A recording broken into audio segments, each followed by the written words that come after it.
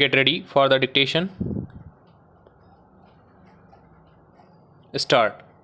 It is an honor and a privilege for me to welcome all of you who have come here to participate in this great gathering. Stop.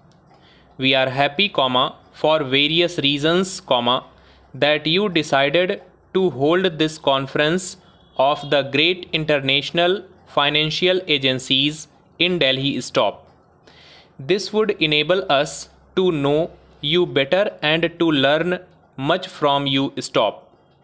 This also enables us to express our gratitude for the help which these agencies have given us. Stop. At the same time, it might be profitable for many of the distinguished delegates who have come here to have an opportunity to get a glimpse into our minds in our own environment. Stop. For, environment counts, and you have been in the past surrounded by Europe or America. Stop.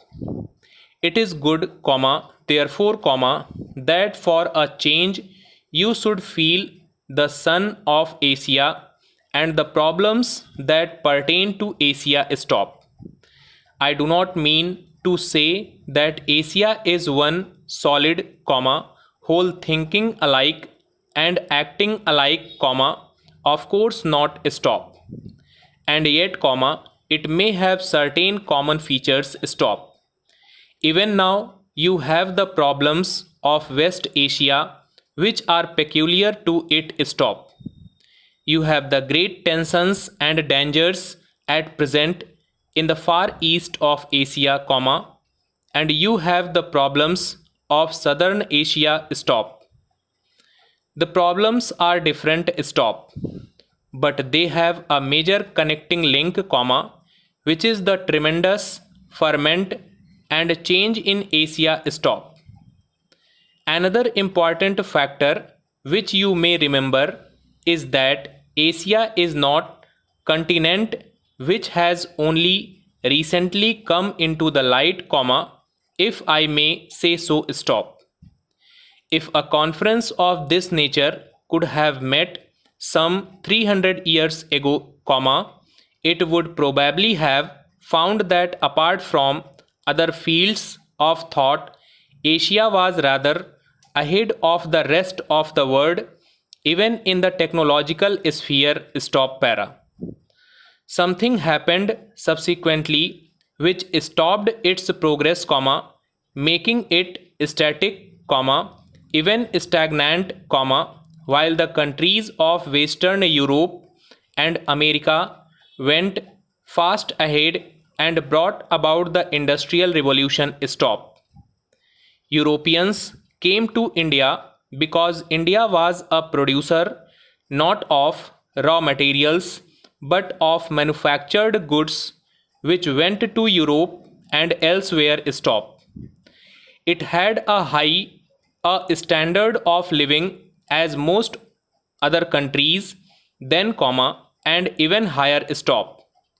With the Industrial Revolution, changes took place with an ever-increasing rapidity which made the industrialized communities of the West wealthier, while, for a variety of reasons, we in the countries of Asia actually went backwards. Stop. The pace of progress through science and technology is tremendous in countries where these have been developed to help economic growth, while, on the other hand, countries like India struggle hard just to keep themselves going. Stop.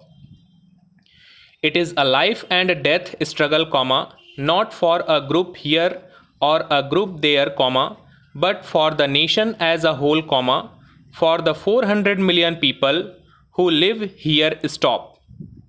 Therefore, I want you to feel this human element in our thinking and in our continual struggle and the strain with which we have to face this problem. Stop.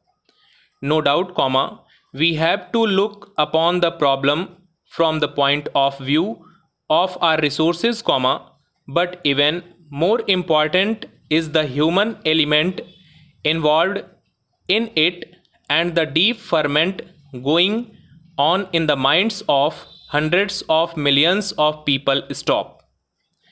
Asia is and will continue to be an explosive state. The changes that have come over Asia in recent years have unleashed a giant which had for long been kept down politically, economically, and in other ways. Naturally, it does not propose to behave as when it was in lease, either in the political sphere or in the economic sphere, but would rather stumble and fall and rise up than be pulled and pushed hither and thither. Above all, it does not want to continue as a starving continent, living on the verge of subsistence. There are these tremendous and vast urges in Asia which often make it act wrongly and turn in wrong directions. Let us try to restrain them, but let us try to understand these long suppressed urges which are coming up. In a political sense, the world is divided in various ways, the communist world, the anti-communist world, and the countries which may be called non-communist, but not ranged in any anti-group. Yet, the major division of the world today is the division into the undeveloped communities, and the industrialized or the developed communities. Whether you talk of a communist state like the Soviet Union, which has become an industrialized state, or the many non-communist states which are highly industrialized.